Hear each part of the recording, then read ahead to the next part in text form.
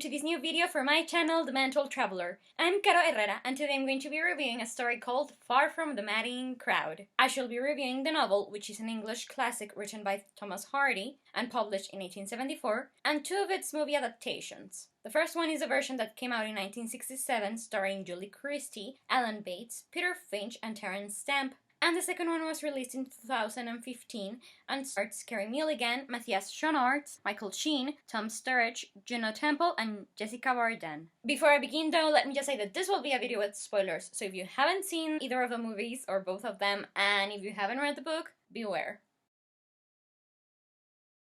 I've always loved watching period dramas, particularly if they have British actors in them, and I've loved reading classics ever since I was 14 and I first discovered the pleasure that books can give. So it's not surprising that I discovered Far From the Madding Crowd when I was in my teens, and I think I first discovered it through the 60s adaptation because I'd already fallen for Dr. Zhivago and wanted to see if Julie Christie had started in other amazing epic period dramas. And Far From the Madding Crowd interested me because of the plot of three men falling in love with this beautiful, feisty, spirited young girl. It seemed intriguing. Also, I've always thought that the title is superb. It really captures the tone of the book, how everything that has to do with cities or urban life is just too crazy, and it shows that the author was really passionate about the countryside. But yeah, over the years, I bought the book and I read it only once before my latest reread for this review. And when the 2015 adaptation came out, I really enjoyed it. And I think this is my favorite Hardy novel, followed by Tess of the D'Urbervilles, because while it can be argued that the latter is more of an intriguing, realistic, heartfelt, poignant story, Far From the Madding Crowd is just not as heavy on the soul, so it's sometimes nice to not read really depressing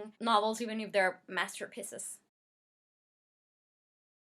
Set in the English countryside in the 19th century, this is the story of Bathsheba Everdeen and her three suitors. Bathsheba is a young woman of around 20. She is beautiful and vain and a bit childish. At the very start, she meets farmer Gabriel Oak, a poor but intelligent, steadfast man who wants to marry her, but she refuses him. One day their paths meet again, but now their situations are greatly altered. For now, Bathsheba has inherited a small fortune and a farm from her deceased uncle, and Oak is looking for employment. So they start to work together, not as man and wife, but as mistress and shepherd. Together they will face many difficulties as they try to keep the farm afloat, and with time she will realize that he is a true friend to her, valuing his opinion above everyone else's. One of Bathsheba's neighbors is Farmer Bolwood, a prosperous middle-aged man who also happens to be a bachelor. Since he at the start of their acquaintance doesn't show much interest in her, Bathsheba sends him a valentine telling him he is sweet to sort of get back at him. But while she's only trying to tease him and has no real interest in marrying him, something happens to Bolwood, for he not only asks her to marry him after the valentine, but starts obsessing over her to the point where nothing matters to him unless she is his. Not his farm, or his reputation, or his liberty. The last man to come into Bathsheba's life is Sergeant Troy, a ladies' man whose cheekiness and brashness quickly conquers her heart, despite the fact that everyone tells Bathsheba that he is no good for her. But this is her first time experiencing such exciting emotions, and she only wants to hear her heart, not her head. So a chain of events is unleashed in the lives of these four people that will lead them to risk their hearts, their lives, and their sanities because their feelings and their fates are forever changed the moment they all meet.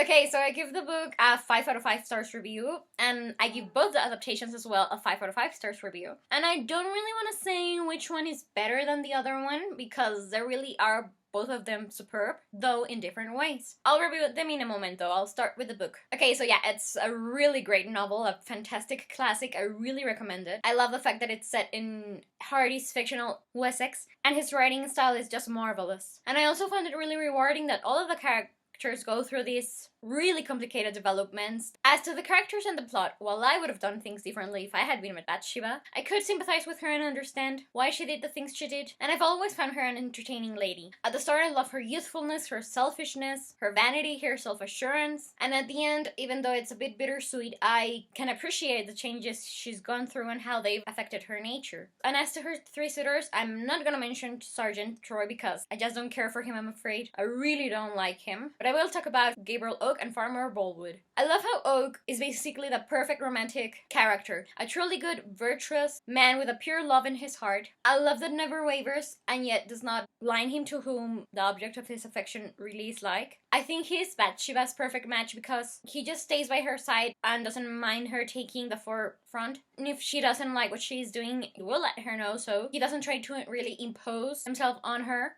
And I think that if they'd married at the start of the novel, their love wouldn't have been really tested. So it might not have been as true as it is in the end. But yeah, when they finally get together, you get the sense that they really deserve it because they've really gone through a lot of stuff that's changed them. And even though it's not that and they lived happily ever after ending, it's really realistic and poignant. Complex in the sense that they may not be madly, passionately, foolishly in love with each other, but they will make a good match. And as to Farmer Ballwood, I must admit that while he isn't the best suitor for Bathsheba, he's my favorite character in the novel. Why? Well, in part because I love his character arc, because I mean it's really weird to think that a single Valentine could unleash such deep emotions within his tormented soul. It's like he was sleeping until the Valentine came his way, and it's sad that the Valentine was a practical joke.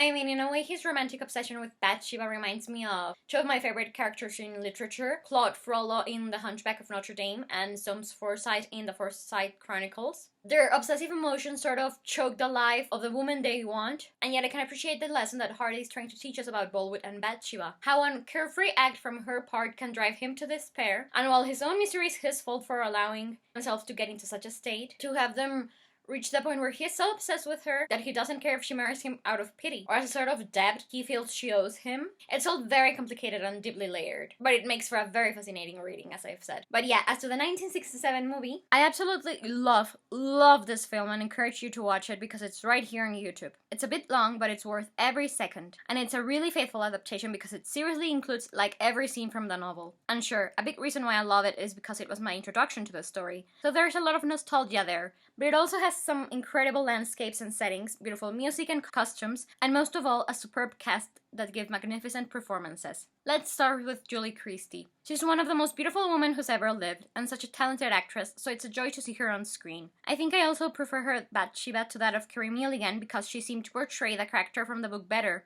She was more childlike, more high-spirited, and vivacious, and her feelings were clearly etched on her face, whereas I feel Carey gave a more mature, self-possessed performance. And as to the men, Alan Bates was a really good Gabriel Oak. He manages to transmit the character's goodness, trustworthiness, and reliability really well. And as to Terence Stamp, I also feel like he gave a better performance of Sergeant Troy than Tom Sturridge did. He was charming and fun and exciting, and even though I don't like his character, he had such an amazing chemistry with Julie Christie that their scenes together are great. But then again, they dated in real life, so... And finally, Peter Finch as Farmer Ballwood. I like him because he was one of Vivien Leigh's lovers in real life, and she's my favorite actress ever alongside Vanessa Redgrave. So I follow his career mostly because of that, and it was great to see the contrast and wide range of his acting when comparing him with Ballwood and his character in the film Network. And actually, this leads me to say that I think both Peter Finch and Michael Sheen in the most recent adaptation, while giving very good performances, neither of them goes as crazy as Ballwood does in the book. Neither of them have this meltdown scene when they sort of threaten Bathsheba to give Troy up before she marries him. And I think that if Finch could give such a great meltdown scene in Network, he could have been great as a sort of more unhinged Ballwood. And as to the 2015 movie, this film also has beautiful costumes, music, settings, and landscapes, as well as good performances. The one portrayal I didn't care for was Tom Sturridge